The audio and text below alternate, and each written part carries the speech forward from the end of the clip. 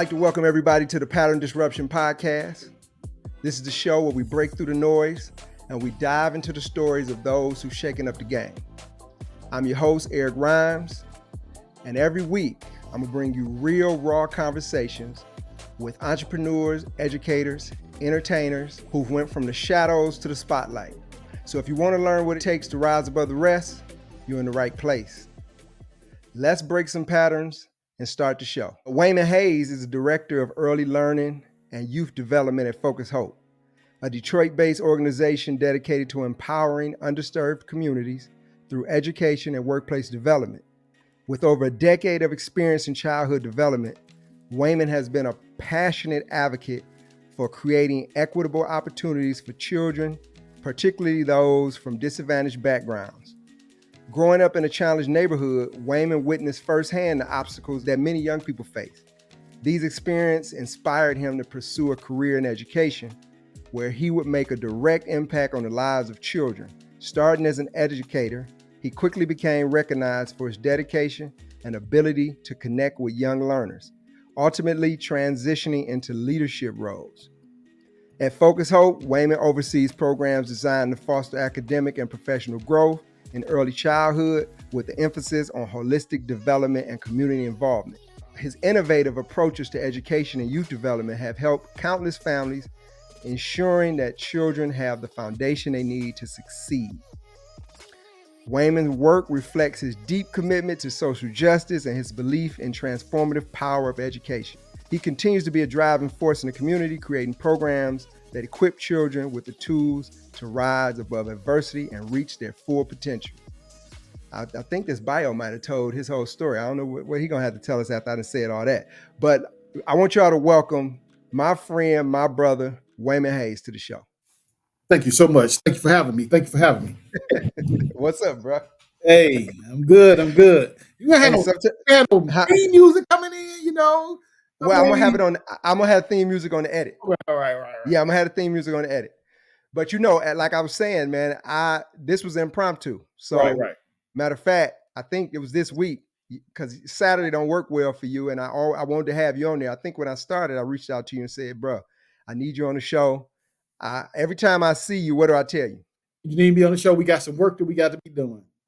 Most definitely, and also I tell you how proud I am of you. You are. Yes, you do. And yeah, I know where you come from. So to see you, it's not that you were that far on the deep end, but as one of my peers, I know where some of us ended up, right? Where some of us are, and where some of us are going. Right. So for you, you're a shining example. I'm proud to call you my friend. So welcome to the show, brother. Thank you. So first off, I want to talk to you about. Give me an introduction, because that one that I gave you, that's kind of one, like, again, I take it off the internet. Tell me who Waymond Hayes is. So for me, I'm a disruptor as well. I'm the only, now it's two of us, male directors in early child education, which really dealing with prenatal to the ages of 13. Okay. And it's two Black men in the state of Michigan. Whether people know it or not, about over 300 million come into the state of Michigan. Okay. For early child education. It's really to help families be the first teacher for their children. Right. And so it's really led by women. It's really led by majority white women. And it's only two Black men just leading this field. Wow. Okay. And so going back to your education. So coming up, I didn't see you as a major academic. No. Okay, so tell me a little bit about your childhood. And you raised in Detroit. First off, I was raised on the east side of Detroit. Okay. East side, let's get that clear. On Canton off Mac, then moved down to East Warren. But I grew up in a household where my mother began to be an educator. My father didn't have no education. Okay. He was a plant worker. Yeah. And he wanted me to go. Once I graduated from high school, it was like, what did I want to do next? My father, come to Chrysler and work. My uncle was go to the Army. And I really was undecisive of what I wanted to do. So I really dibbled and dabbed in the streets back and forth. Yeah. Things happened that really drew me to where I'm at now. I just needed a job. And the director at the time, Joan Scales, gave me the opportunity.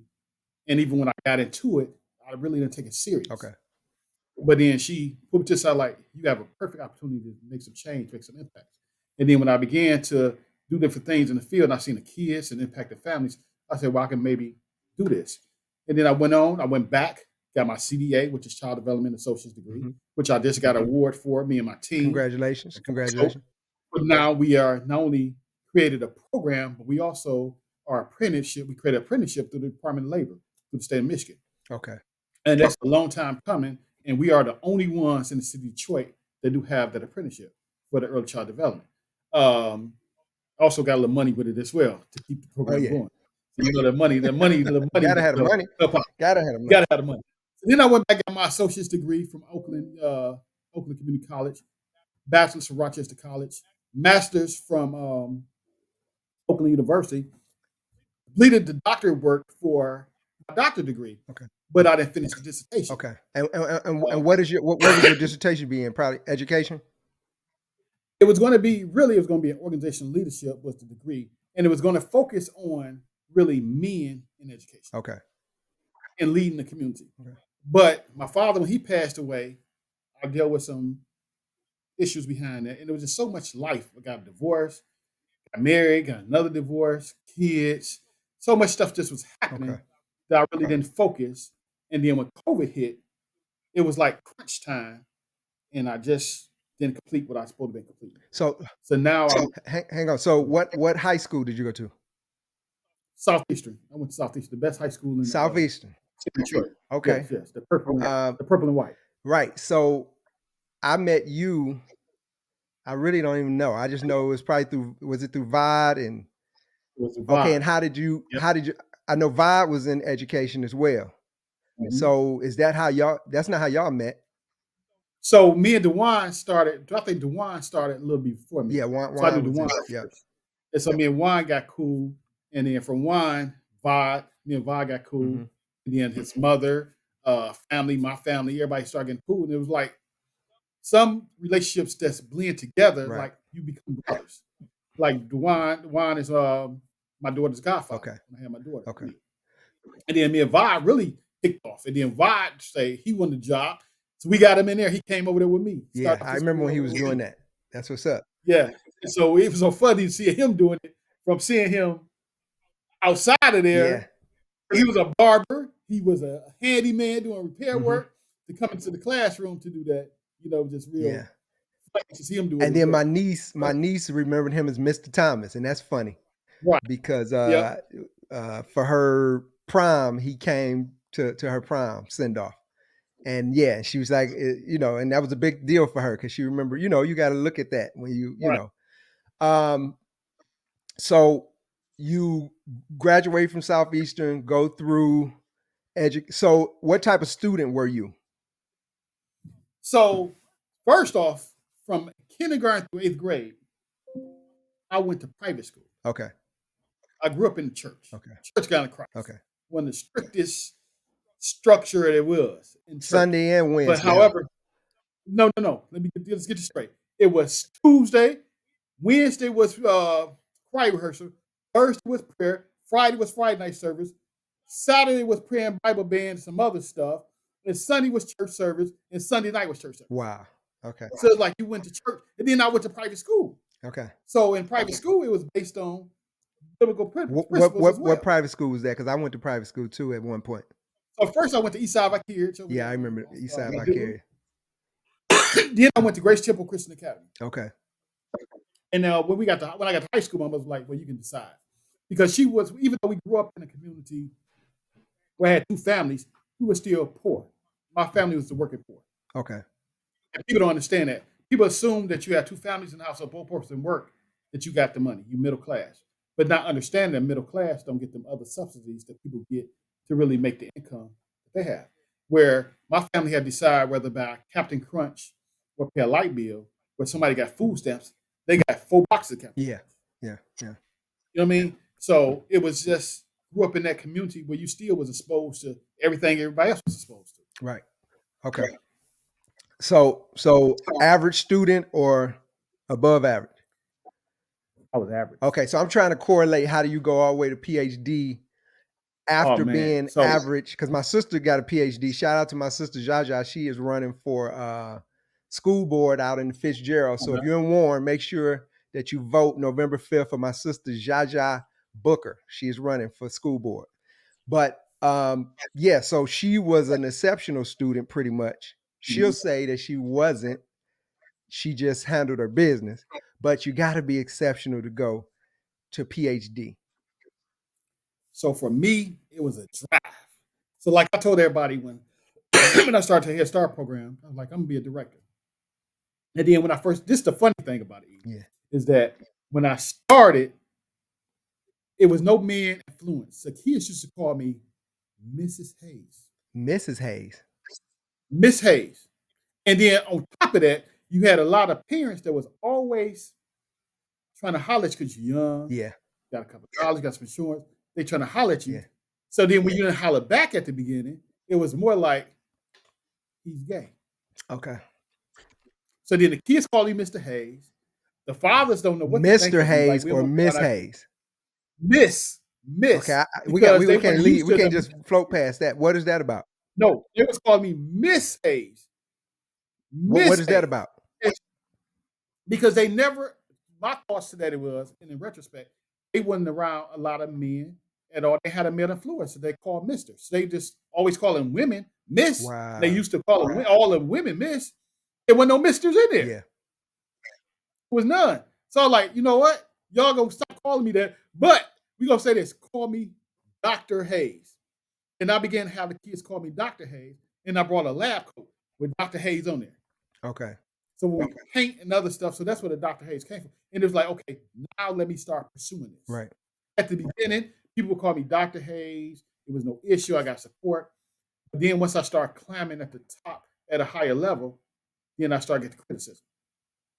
As long as you're at a place where people see you at here, everything's fine.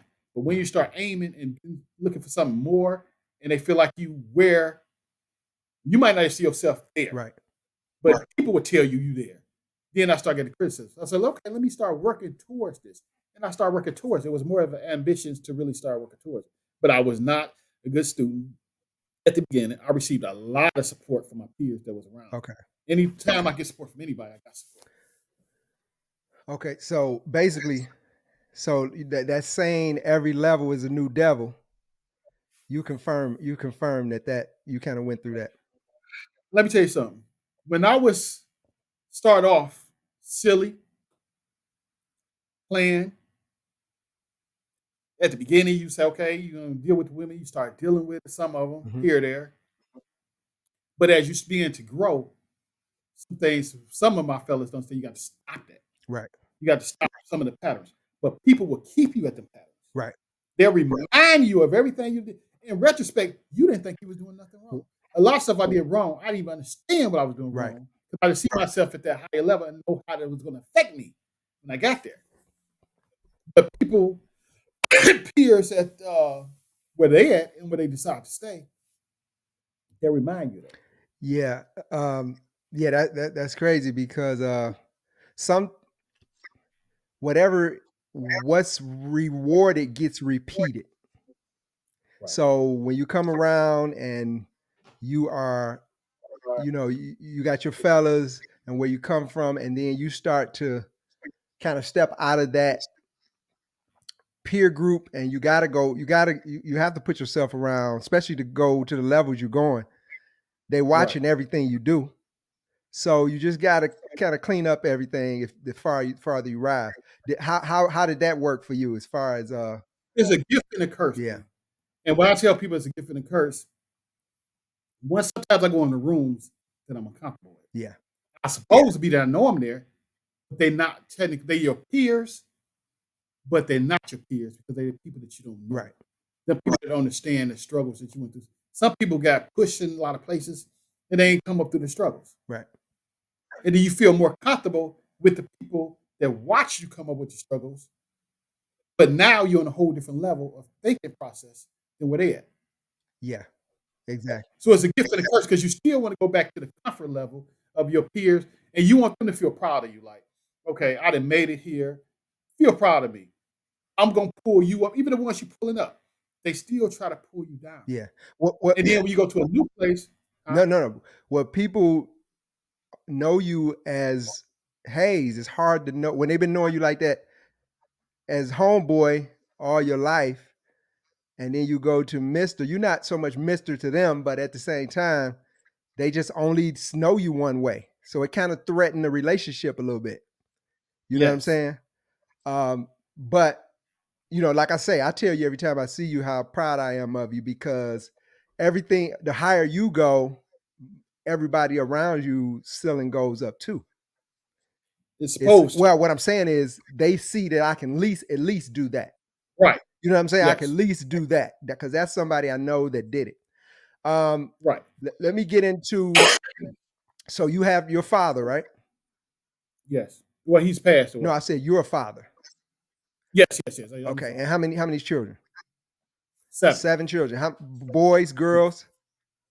3 boys and 4 Three girls. boys, 4 girls. Wow. Yes. And let me tell you something. Even though listen, I come from a big family, Okay. and I always said I wanted one wife with a bunch of kids. Yep. Always said Hmm. that one wife with a bunch of kids because I like the whole family Yeah. uh, experience. However, it didn't work in that manner. But I love my kids, Hmm. and I'm blessed to be able to take care of them. I'm in a position to be able to give them not only finance but time. Okay. Yeah. That's the That's the two thing. things.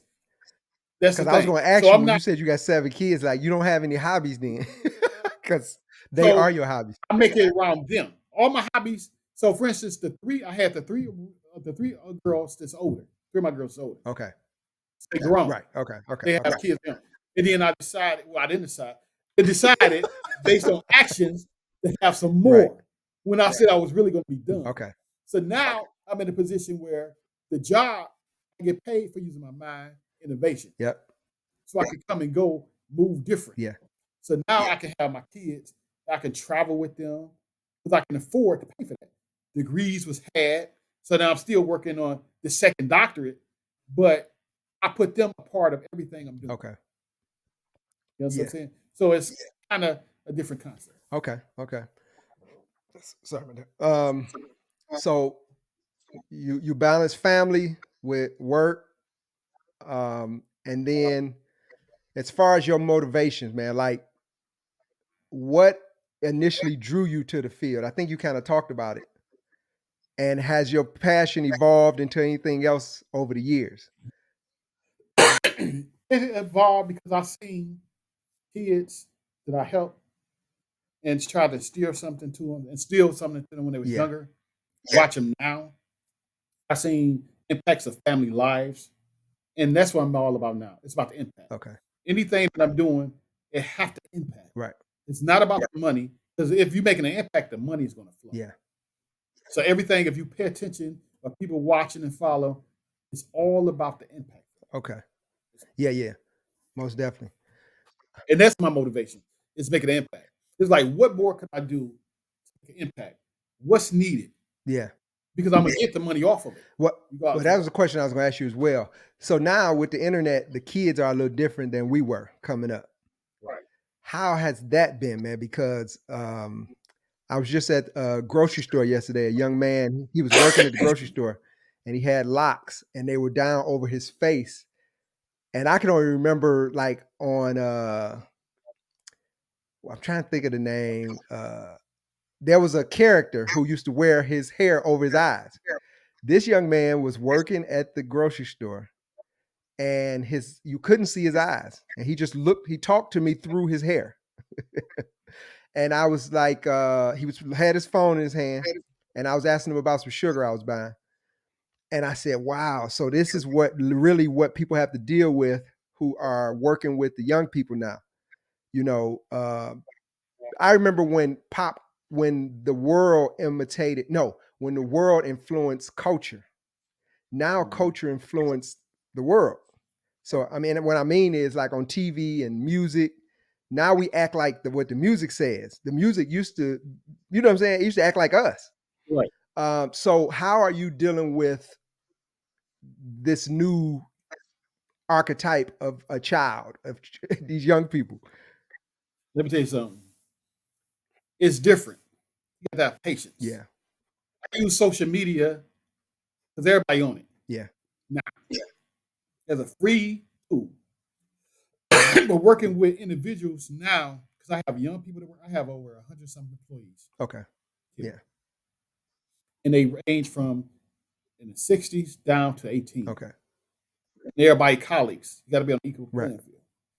The laws are set up to make everything fair. And everybody's so sensitive um, with conversations because you can't say the wrong yeah. thing Yeah, or I you see you being offend. politically correct in this conversation. Yeah, so it's like you got to be.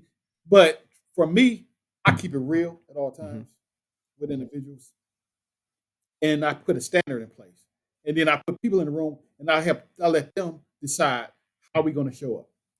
What's our vision? Well, the organization can create the vision, but what is the key ingredients of how we're going to do our work? Respect, number one. Yeah. Professional approach. What do that look like? So we all come together and decide what ingredients we're going to use to get this done. So at this point, you're not dealing directly with the young people. You So I am dealing with the young people because I have to set the standards, and then I'm one of them individuals. I'm everywhere everybody else. okay, okay. I'm not a leader that's sitting in the Yeah, house yeah. But in office. overall, your colleagues deal directly with the young people. Yes, Okay, they deal with the young people. and Focus Hope, I remember back in the day, I think Brad went to Focus Hope, and rest in peace, Lou, my brother, he went to Focus Hope. You went to Yeah. Focus Hope as it was like a vocational school. Is it still set up like that? So we focus. We have 4 pillars: early education, youth development, from pregnant moms up to 8th Mm-hmm. grade. Then you have the advocacy piece that deal with generational promise high school students. Okay. Then we go to workforce development from the age of 17 to whatever age you want to get in the Yeah. workforce. Then we got food for seniors Okay. that we feed 44,000 seniors a month. Okay. Yeah, and I see you doing a lot of work. So we touch Yeah. the whole family. Okay. Okay. And was Focus Hope always like this, or this something that they just evolved into? So like this, Because I just don't remember all these. it was not. Yeah. So TDH did this perfect message sermon that he said. He said, people call an organization like it's a person. It's not. So for instance, people like, well, people get mad at the job. They say, well, Focus Hope did this to me, and Focus Hope did that to me. No, Focus Hope ain't a person. Right. What individual are you talking Yeah. about? Focus Hope is Or Focus Hope it's an company? entity. Yeah, it's an entity that it got the like-minded people together and people to be innovative. So it started off, it just feeding moms. Then an innovative thought went to let's start feeding seniors. Then an innovative thought to how do we put the workforce in? Okay. And then the workforce needs childcare. So then the innovative thought is so we go create childcare. It's just the innovation that you keep bringing people on with thought processes that's going to change and make an impact. Okay. Okay. Um. So, and you've been with the company how long? Almost 10 years. Maybe 10 years. Okay. January. Okay. And if somebody wanted to come in, so let's just say somebody listening that watches this, they want to bring, because you said you start from almost at preschool, correct? Right. How does one get into the process of Go to focushope.edu, go on the website, they can apply for anything or they can find out which number that they need to connect. is it income based? So it is income based. We do accept some kids over income, and we do accept kids with special needs. Okay. So a lot of times in our culture, we say, well, ain't nothing wrong with my baby. Or it's not, so you're not getting labeled, but it's that extra support to really guide the child to where they need to be and give you that extra tool you need, support. Right. And what about because I'm gonna say this. I remember so many of my peers doing vocational training. Mm-hmm. Y'all doing CDLs and what Right. other kind Tree what other trimming, kind of training can a person get? tree trimming, CDLs, and a lot of tech training. Okay. That's another thing. I'm not so much Right, familiar with the right. workforce. But But are they it's still doing woodworking and because I remember back then, I think it's probably a lot of tech jobs they were just starting the tech. What type of tech stuff are they doing? Are you familiar with that? They do have some tech jobs as Okay. well, and they do have some hands-on Yeah, that jobs. coding and yeah, Yes. yeah, yeah. Okay, okay. What I need people to do is to get back into. We have to make people understand that just I'm all with everybody going to school, getting a degree, Yeah, but we still need plumbers. right. Let's be clear. Yeah. We still need You sound like a electricians. meme, man. We It's a still meme need out these. there. I'm just saying.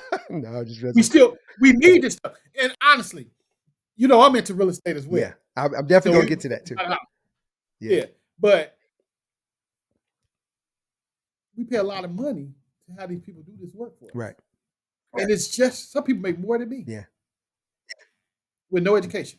And when you need it, you have to have it. So when you don't have you don't have a choice. It's one of those things where, and they know that. Like a plumber, if you have waste in your basement, you don't care what he talking about. If he gonna go walk down in there and get it out, if you have the money and the resources to get it, you're going to pay him. It's one of those things. It's like going to the doctor. You ain't about to tell that surgeon, man, that's too much. No, you're gonna figure it out. You're gonna pay a couple of $100s for somebody to come in there for an hour. Right. To unclog it. You gonna clean it up. They ain't gonna clean it up for you. Exactly. But yeah. What? You're gonna pay a couple of dollars. Right. Couple of $100s. And just think about 3 hours a day. If you focus on 3 hours a day, that's $600 a day. Yeah. No, that's real. What's been the most rewarding part of male, because you said something about male leadership. What's been the most rewarding part of that for you? For me, to bring other men in and give them opportunity. Okay. A lot of our brothers don't have opportunities. A lot of our people don't have opportunities, but especially men. Yeah. Is to give them opportunities and give them opportunities to better their life, even if they decide not to stay in the field, but take advantage of the opportunities given. Okay. Most definitely. And what I mean by opportunities, that means the thought process, change your mind, getting these other resources. Resources really give you different exposure. Yeah. That people really don't understand. That'll change your mind, change your life. Okay. Okay. So from one thing you said that I wanted to focus on was the real estate. Mm-hmm. So I remember this was a decade ago. You and I we was messing around with real estate. Where are you at in that? What are you doing now? So me, I jumped back into it hard. Okay. I'm doing COVID. I'm at 6 properties now. Okay. Looking at 3 more. Mm-hmm. The goal was to have 10 by the end of the year. So you buy and hold, or you flip, or what you doing? I buy them hold. It's a retirement plan. Okay. Okay. So you're a landlord, or do you have property management companies running this? No, I'm a landlord. I do everything myself. I have a team of people that help. Okay. Okay. Now I have a handyman to do some stuff. Yeah. But yeah, I'm a landlord. Okay. And I find the best people. Have you worked with the land bank? No, I can't stand the land bank. Land bank, let me tell you why. Land bank, I brought this house, and it's in a decent area. And people were complaining. It was secure. Land bank came in, put something on my door. So I had to go through a whole process. They told me they were going to sue me and take the house. But it was a land bank house? No. So houses that they feel like is I forgot, a nuisance. Yeah. Those blight tickets. They'll put some on your door, and then they'll try to get the house on you. They'll put all that blight on you. I had a house that I sold and didn't know that it had 5,600 in blight tickets. So if anybody that's out there that is purchasing a home and not using a what do you call them? Oh man, they're not using a title company, which I don't advise. But if you're just getting it and you're getting a quick claim deed, make sure that you run a blight. Go down to building and safety and find out what blight violations may be on the property, because they go with the property. And the property that went through, I bought it from a family member. He didn't hit the tickets weren't even in his name. I think it was one in his name. But long story short, it kept getting passed through through quitclaim deeds and never went to a title company. Well, when you go to a title company and it's time to sell this property, they're going to run and make everybody, they're going to go and make everybody whole who has any interest in the property. And that Right. blight takes precedent up there with your taxes. You can't even sell the property. Wow. So they put 5,600 in escrow and said, you got to figure this out. You got 45 days or we're going to send this money to them. So I got to scramble and I got to take care of, but so that's just, You trying to that's pay just it off? FYI. Yeah. No, I got it worked out where I didn't have to pay the whole thing, Okay. but you still have to pay because it was Right. your fault for passing that property without you. That's what they're going to tell you. You know how that works with Right. taxes. And now I do my due diligence, and I'm gonna tell anybody out there that hears this: make sure that if you get a house from somebody with a quitclaim deed, go and get because they're not gonna tell you. It's not in their interest to tell you. So this house didn't even have no blight because it was cleaned up. I kept it. The grass cut. Okay. They had boards on the window on the outside because when I brought a door, somebody stole the door. You said this was a When good I put neighborhood, man. it was a good neighborhood. Somebody stole the door, and so I'm like, y'all come over complaining. Send the police over there to monitor the neighborhood. Man, I've been in bad neighborhoods and they never stole the door, bro. They stole the door, man. And I brought a new door, put up there. They stole that door too. So I started putting boards up at the bottom, keep people out of it. Yeah. And it just at that time I didn't have the money to really invest and put into it, but they forced me to put into it. But when I got to working, that's one of the ones I show on Facebook. Had to go in there and gut the whole house. Well, let me ask you this: are you using the bank's money? You using your money? How's this working? I've been using my money for the reason being, when I decide to take money out, it's gonna be at the end. Okay. So when I retire, when I'm about to retire, that's the whole plan. So basically, this is like a big bank for you. You just put like money in the bank and property, it goes up, it goes down. But obviously where it's going, if you pay attention, man, I don't know if you've been paying attention, but all of these companies are buying all these properties. Even so, you remember when you used to, I don't know if you ever foreclosed on a house, but do you, I have too. And do you remember when they didn't want the property on their books? It was bad debt. Right. Well, now Bank of America, all these banks, they're in the real estate business now. Because what they're going to do is once these companies get them, the standard is going to be so high. Right. And now for us small landlords, it's going to be harder for us to get in the business because they're going to have properties so high, And you know what? I was in a county auction. There was so many. They outbid them in every one I looked at. Yeah. Those days are over, man, where we were getting houses. I remember my uncle and my cousin, we all went in like 15 houses for less than, it was probably 30,000. Well, those days are over. But I want to get into, so we talked about real estate a little bit. I hear you talking about your Greek pedigree. I talked to Bill Hill in my last show, and he was telling me about how his wife's mother and his wife, they brought, I'm not going to even say the name of the sorority. They brought it to another country almost. I don't know how they did, but anyway, and his daughter came up to get to go in the sorority, and they denied her.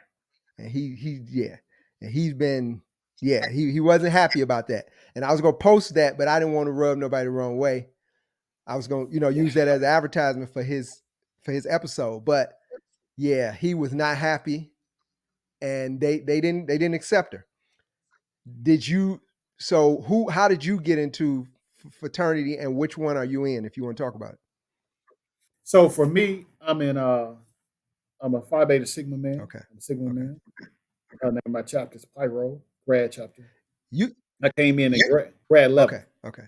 Well, you try. I remember you solicited me a little bit about it, right? And because I'm not a part of anything, and then my homeboy, he's a Kappa, Lexus. Shout Right. out to Yeah, Lexus. well, I know he Yeah, is. yeah. Yeah. And then you were telling me that I don't know the territories on this stuff, so I don't want to get too deep into this because I know this stuff is serious. But It's real yeah, it's serious. serious. So I'm gonna kind of stay on the surface of it. What is the benefit of being in a fraternity for you?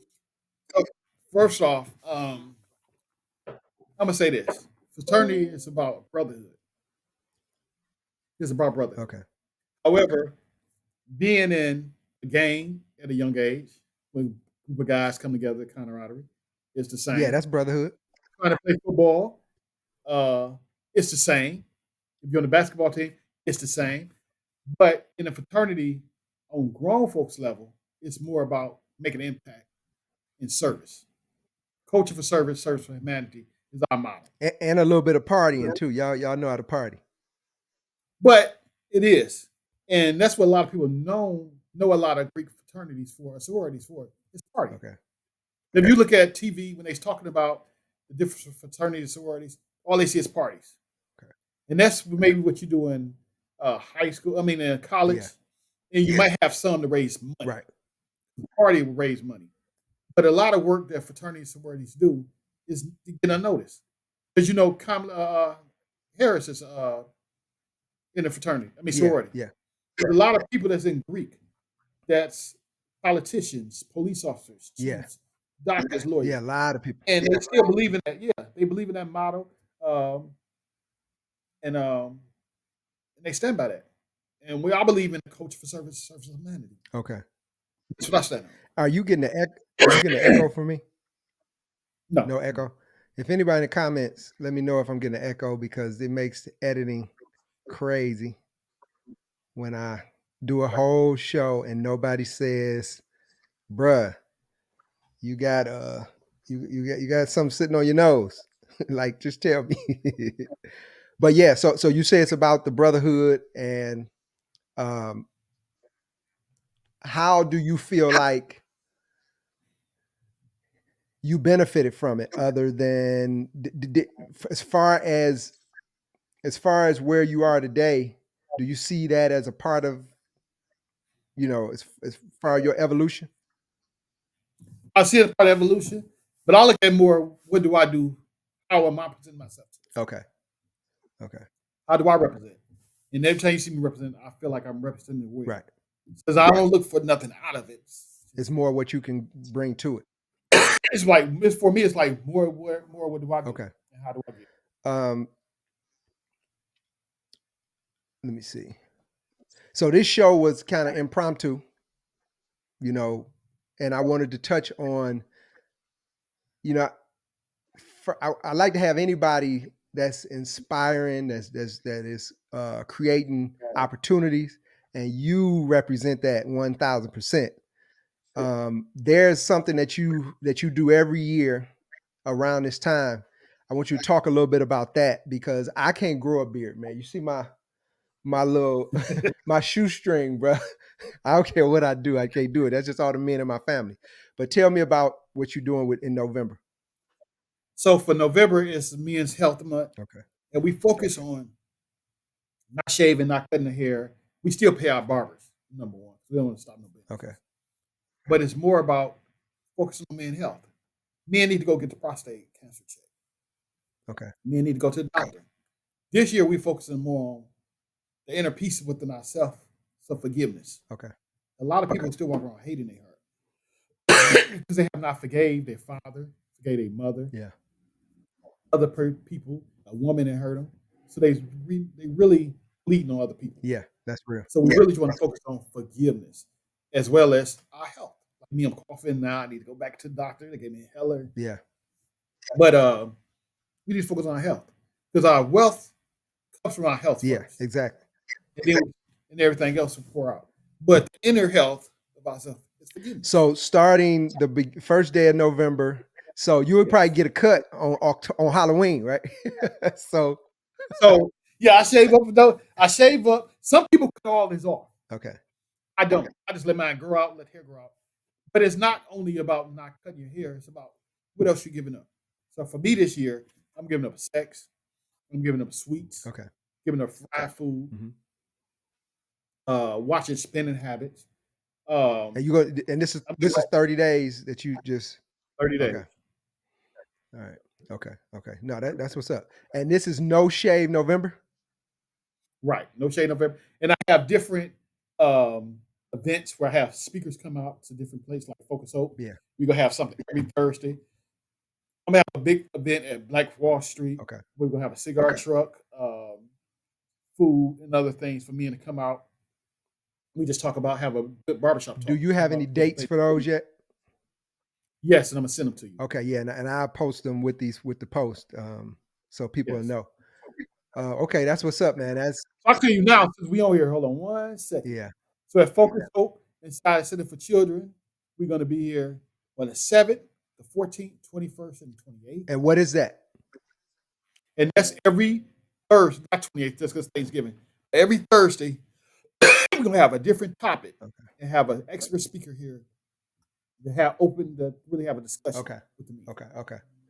And then And on the 24th is when we're gonna have at Black Wall Street the conversation barbershop talk. okay. So that's gonna be a kind of little more raw about it. Yeah. Yeah. Yeah. We don't really tape that. We put snips in it because we have conversations that men want to have that we don't offend nobody. Exactly. Exactly. But yeah. Yeah. Most definitely. And that's necessary for men. Most definitely Yes, necessary. it's So very necessary. I had a period of time where I went through, I hadn't forgiven, and I went through and I kind of bled a little bit, and not, on the internet. And, Right. when I look back on it, I think it was Muhammad Ali who said, if you look back on your life and you're not somewhat embarrassed, you're probably still the same way. Mm, Yeah, you're probably still the same way.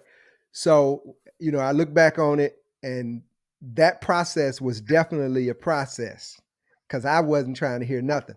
But I went, you go through that, and then I kind of like your approach because you said you've been divorced twice, and I know, oh, 3 times.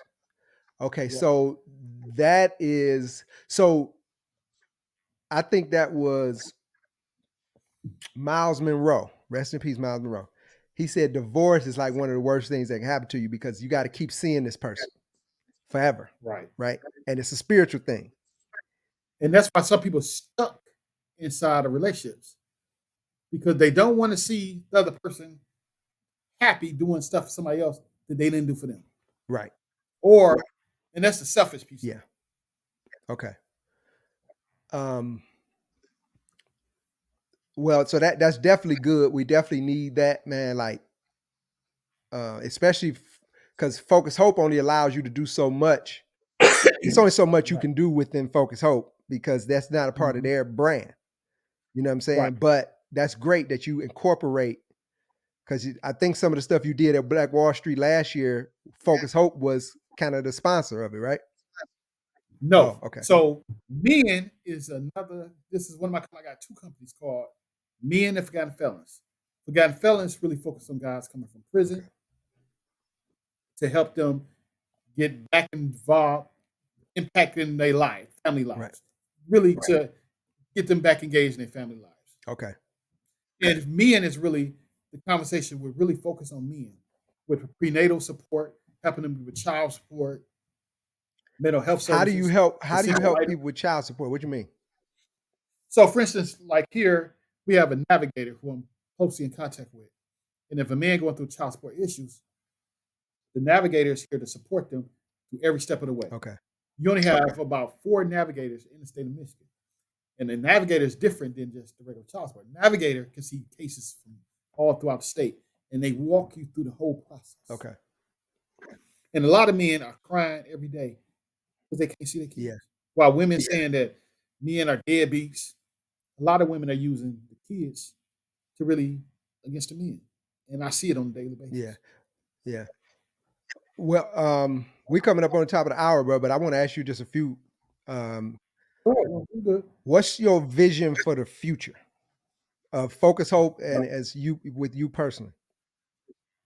So for me, as long as I'm continuing to make an impact and my CEO is here trusting into me and giving me space to work, I create a 5-year plan.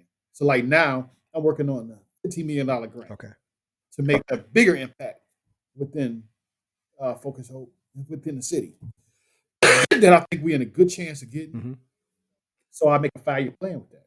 And so after the 5 years up, getting close to it, then I have other discussions like, hey, what's the next step? Okay. Okay.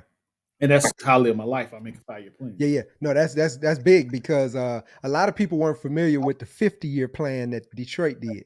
Mhm. I don't know. Did you ever see the book? They I never yeah. did So they had a campaign. Shout out to my cousin Big Fella because he was so involved. He had me in um, just all the organizations around the city that were focused on the future of the city. And I think I got the 50-year plan book around here, and it literally is what we're seeing today. I think it's been about Right. 11 or 12 years since they did it, but it was a 50-year plan. They talked about everything from 7 Mile and Gratiot, So these people, they plan outward. So look, Belle Isle has a 99-year lease. You know what I'm saying? With Parks, with Right. whatever that company is.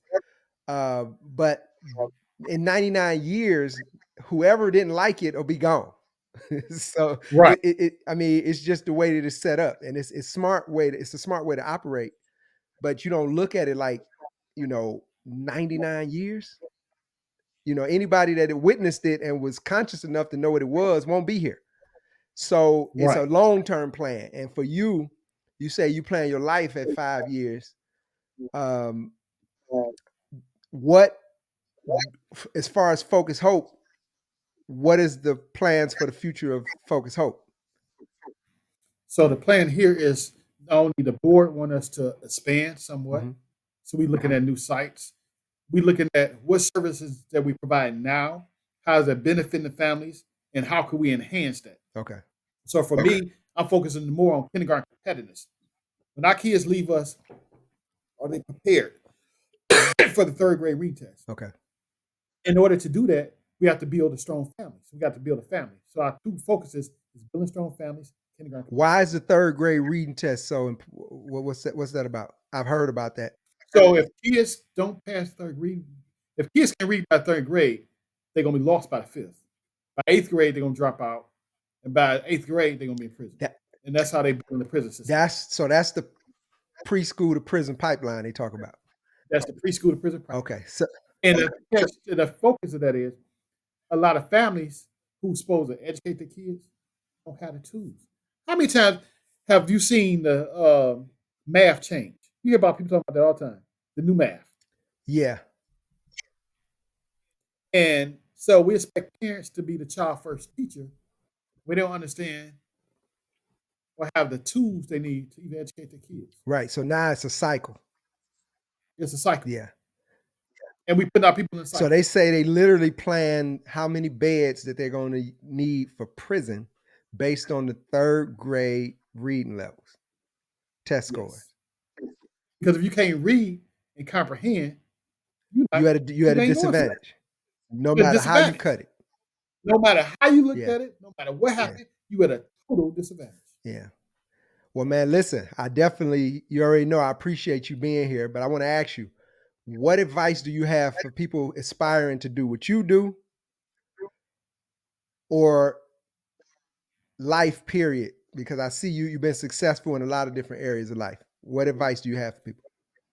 So my biggest thing is for two things people need to do. Base life on what you're exposing yourself to and your experiences. Yeah. Exposure and experience are important.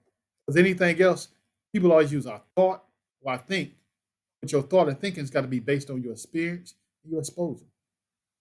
Get out here and make an impact. And it's start small. Do what you like doing, what you're comfortable with doing, enjoy doing, and make that your passion and your purpose. And expose yourself and put yourself in position and in spaces where you can grow and enhance your life. Okay, but I want to expand on that a little bit because that still doesn't tell. Let's say somebody watching right now. What do I do tomorrow? Tomorrow. Practical stuff. Tomorrow, If it's an adult, first off, worry about your health. Number one. Okay. Your finance, get you a book. Because a lot of us in our community is financial distress Yeah. because we over living and overpaying for things. Our lifestyle has changed. So really write down what you're spending your money on. Number one. That's a tool. Get you a tablet. Write down what you're spending your money on monthly. I can tell you what I spent my money on 5 months ago. I got it all Yeah. written down. Number two, get yourself checked out. Make sure you're really healthy. And then anything that's in your mindset that's really impacting your thoughts, let it go. A lot of us are still unhealed by carrying the weight of yesterday. Yeah. The changes that we should have made yesterday, we still bringing them in today. We still arguing about something 5 years ago before COVID with somebody who mindset ain't gonna change. You can't change somebody's mind. You can't argue a point. You ain't gonna convince them. Right. Let it go and figure out how we're gonna move on healthy. Our body, our health is really our mindset, our mental health, and our physical health, and then our financial wealth. Yeah. And I need people to focus on that. Okay. And that's how then you start making an impact. Because if you're not together yourself, if you have nothing to pour out of your cup, you can't have nobody. And you don't supposed to pour everything out your cup because your water's supposed to overflow Exactly. to other people, not pour out your cup. So, and then as far as young people that need mentorship, where would you tell people to go? There's a lot of mentor programs out here. You have Butler who have one. You have a lot of guys have one. So if you reach out to me here at Focus Hope, 313-494-4400, ask for Mr. Hayes. I can point you. If I can't help you, I'm connected to pass you along. I'm going to walk you along. I'm just not going to give you a number and put you out there. I'm going to walk you along so somebody else can pick you back up to help support you. For our young men and also our young women. Okay. And we didn't speak to that much as far as the women, and we got a presidency coming up. They say don't talk politics and religion. So we definitely need to vote. Yes. I think that's that's just programmed in me.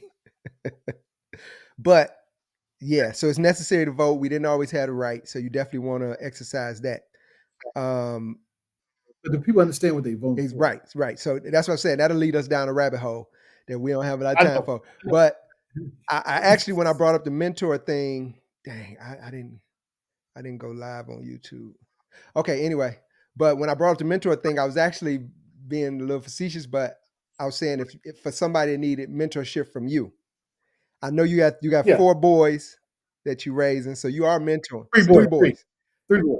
Yes. So you mentoring anyway. So yes. Are you mentoring any outside individuals at the moment? Yes. Okay. And so for me, I can give my boys everything. So in some cases, like I have 2 boys that play football. I have to depend on one of my friends. Okay. Right. So that my son who draw. So sometimes I put them up under other mentorship. I keep men around them that they can lean on if it's something I can give them. I think that's very selfish as a parent to assume that you're going to be able to give a child everything. No, I depend on you. Yeah. I depend on Vi. I depend on I got to depend on every man that's around me. That's real. And put my kids in that space that they're going to learn from all of us. And sometimes they might feel comfortable with coming to you with something. Exactly. That they never going to feel comfortable with me with. And you have to guide them and keep that trust level between the two of y'all. Right. Now, some stuff you're going to be like, you're going to hurt something. I got to tell you, There's some stuff you're like, I got it. Hayes, I got it. Don't worry about it. I got to be okay with that. I feel like you still my kid or something else. I think that's what we get in. Put our kid in a disadvantage. I think it's an advantage to have friends and men that you can depend on, even women. Most definitely. Well, brother, you already know I appreciate you being here. I'm gonna let you get to that inhaler, man, because most definitely. But man, I appreciate you. Insightful conversation from my brother. I normally don't do anything through the week. I got a day job and I'm doing this and doing that, but I needed to make sure that I got you in. You definitely was necessary. I appreciate you. I'm proud of you. I look forward Thank to even greater things. If anybody wanted to get in touch with you, say that number one more time. 313-494-4400. Well, that's what's up, man. Thank you so much for being here. This is my brother Waymond Hayes, y'all. Hopefully y'all enjoyed this. Y'all got a lot of insight out of this conversation. I appreciate you. Thank you so Peace much. for sure. See you. But yeah, we have another show, great show. I hope that y'all got some information out of that. You know, I always give him his props on what he's been doing, because it's, you know, to see somebody else that you know rise to those levels right there in your, you know, next to you, that ceiling just goes up for you. So whenever you're ready, whenever you get conscious and you want to go and be the best version of yourself, you always have an example. So I want everybody that's watching this, I appreciate y'all. We had a decent amount of people in here this morning. Go out, be great. Like I say, don't buy no wooden nickels, as grandma used to say. And rise to the occasion. Rise to the occasion. I can hear my grandmother, the juice, telling me to aim higher. And this year, I decided that I would expand. So I want you to expand. I want you to hear me. If you're not hearing anybody else, expand, my brother, my sister. Expand.